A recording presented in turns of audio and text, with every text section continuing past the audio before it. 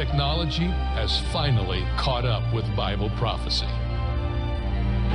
But before we look into the future, let's look to the past. Judea. The early Christians struggled to survive under cruel Roman occupation. In order to buy or sell in the Roman market, one needed to pledge allegiance to Caesar. And upon making this declaration, they would receive a mark on their right hand and forehead, an imperial sign, allowing them to enter the market and to buy and sell. The forehead could be clearly seen even when their arms were filled with wares, and the mark on the hand could be seen during the exchange of coins. Without these marks, it was impossible to engage in the economy of that day. For declaring Jesus as their king and rejecting the mark of Caesar, early Christians were jailed and executed for insurrection. History often foreshadows events in the future. While EU countries are buckling under the continuing pressure of hundreds of thousands of refugee arrivals, leaders are scrambling to find ways to manage the crisis. Last year, the European Commission ordered Italy to use force if necessary to make refugees and migrants have their fingerprints taken. One thing the EU is following through on, ensuring that migrants are fingerprinted and registered at the hotspots. These young men from Darfur and Sudan have asked not to be identified. They've been in Lampedusa for 3 months. They're among the few who protested who haven't yet been taken to mainland Sicily and fingerprinted. They say police are using force to get fingerprints and that a few of them are being denied medical treatment. As the world conditions continue to worsen, we are heading toward the promise of a peace by a world dictator who will come and say, I will provide peace for you. We know him as the Antichrist. The New World Order, it's about bringing everybody together so that one person can control everything. And we know this world leader as the Antichrist. Many of you know that in the book of Revelation, we're told that during the tribulation period, you won't be able to buy or sell unless you have the mark of the beast. Many people know that the world ruler is going to rule the whole world, and he's going to use probably some electronic means to control the population and their buying and selling. It was the best of 5 games, but in the end, a computer program beat a human brain at the ancient Chinese board game of Go. The final score, 4-1, a triumph for artificial intelligence equipped with human intuition. The victory of a program over a human in the ancient board game Go has sparked intrigue and, in some cases, concern. It shows that a machine has approximated human intuition and outsmarted the best human brain in the game. It's something that scientists hadn't expected to happen for at least another decade. And it's a giant leap for artificial intelligence, showing that machines can learn on their own. The first demonstration that machines can truly learn and think in a human way. I was defeated entirely. I had barely taken the lead from the very beginning, and I saw no mistakes made by the computer. Yesterday, I could still say that the computer played Go in a strange manner, but the computer defeated me perfectly today.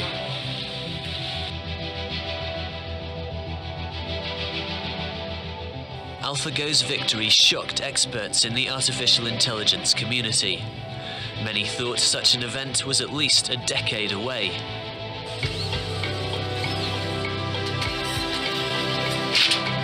With computing power growing exponentially, a future of artificially intelligent machines that learn from their mistakes now looks closer than ever.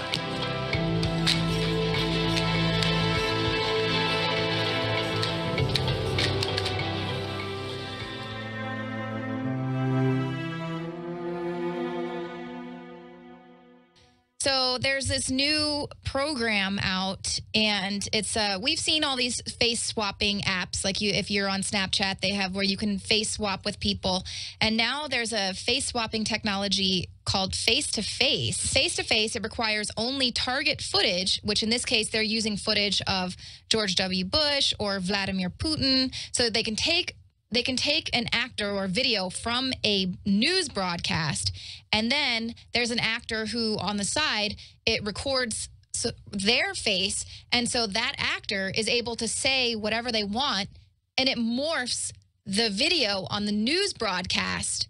So it looks like George W. Bush is saying what this actor wants him to say. And somebody releases it out there, and then it becomes news through Twitter, and before people have any time to realize it's a hoax, it's done. People would have to go back and actually find the original clip and go, no, here's what he actually said. This is something else.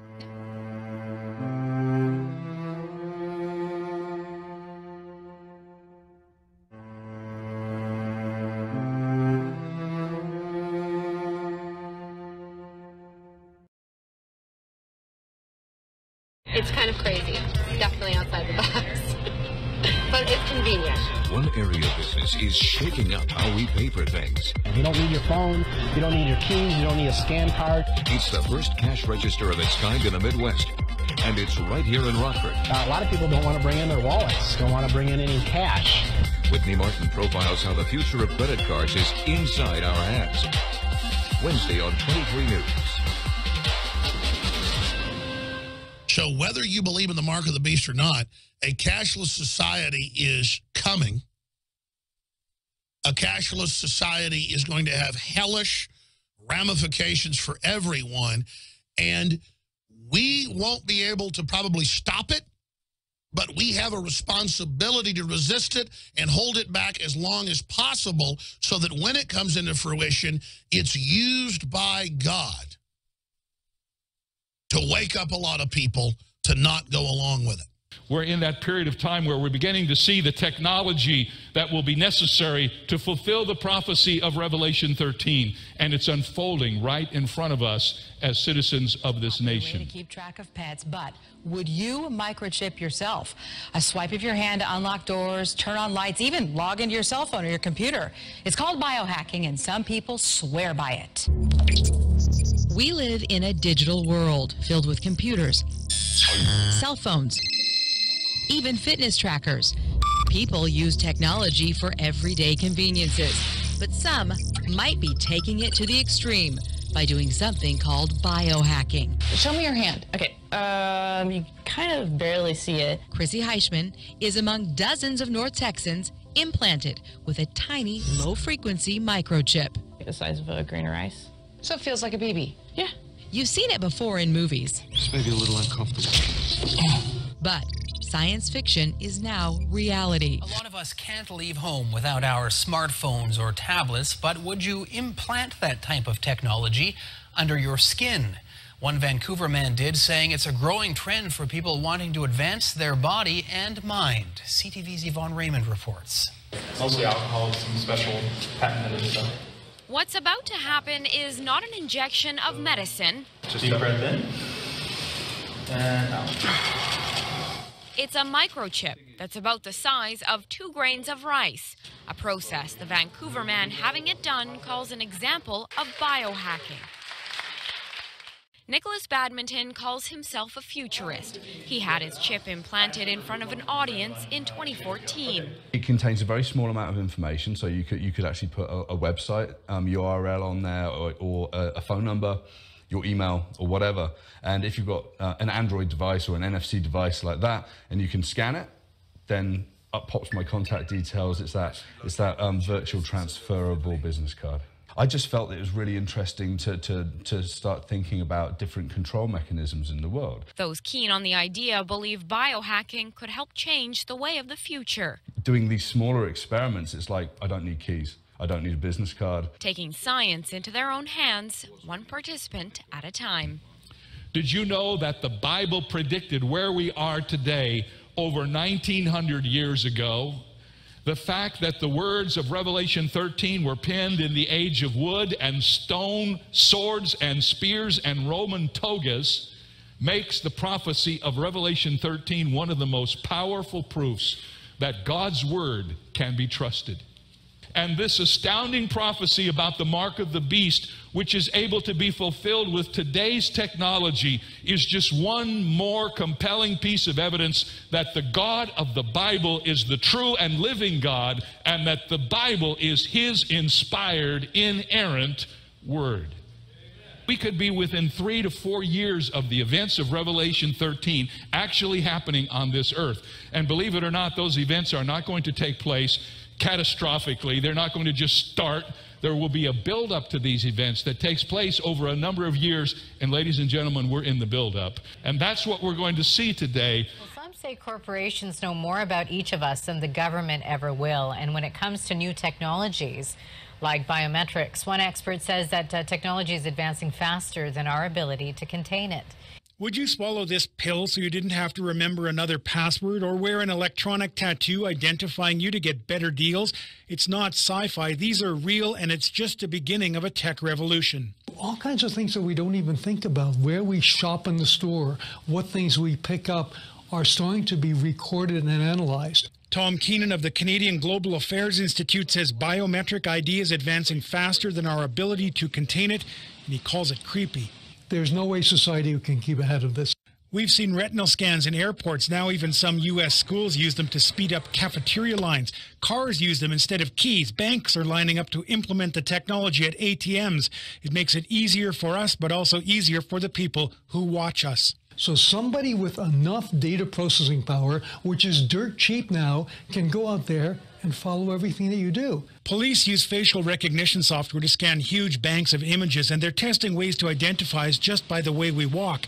Keenan says that technology will come to the store down the street. So next time you go into the Walmart, maybe it knows as you walk in there who you are, that you're pre-diabetic, et cetera, and suddenly you start being manipulated. The company Nimi's wristbands use our heartbeat to identify us for finances, for passwords, for booking travel. Keenan worries we'll simply accept new technologies because it's easy without thinking hard about how others might use it. The tech trend takes personal computing to its highest level. It's gone from hands-on to hands-in. More people are biohacking their own bodies. Implanted computer chips that can perform a wide range of tasks. The limits, it's a limitless technology. There's tons of things we can do with it, and we're really just getting started. And Garrett Fry is getting first-hand experience on just what the future may hold. Garrett Fry's implant is very simple. Like he said, it's not much more complicated than the identification implant that you would put in your dog or your cat. But they're getting more and more complex, recording body functions for long periods of time. Some of them functioning as compasses that you can get your directions, see them lighted up through your skin. The technology is just starting to take off, and more people are embracing it or ingesting it. Biohacking has sparked moral and ethical discussions, and in computing circles, it has raised security questions.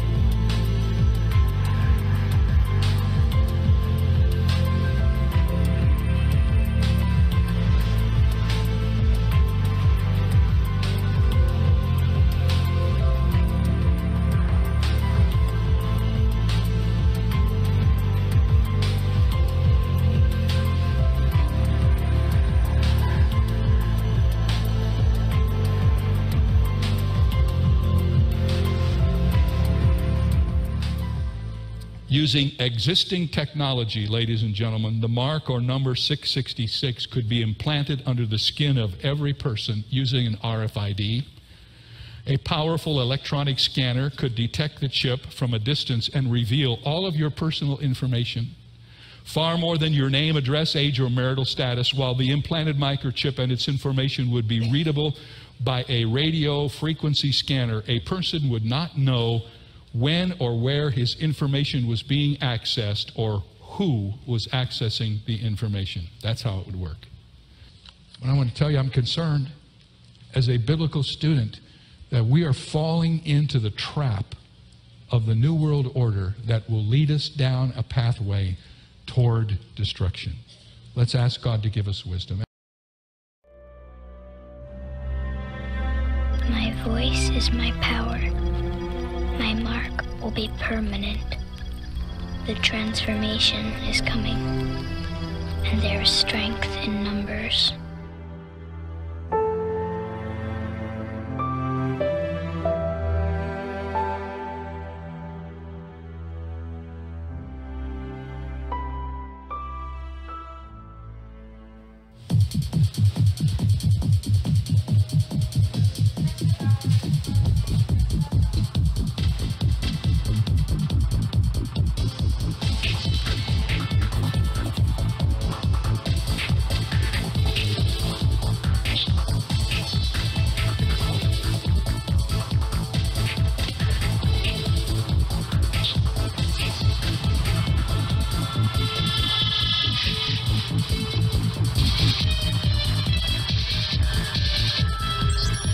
Excuse me, sir.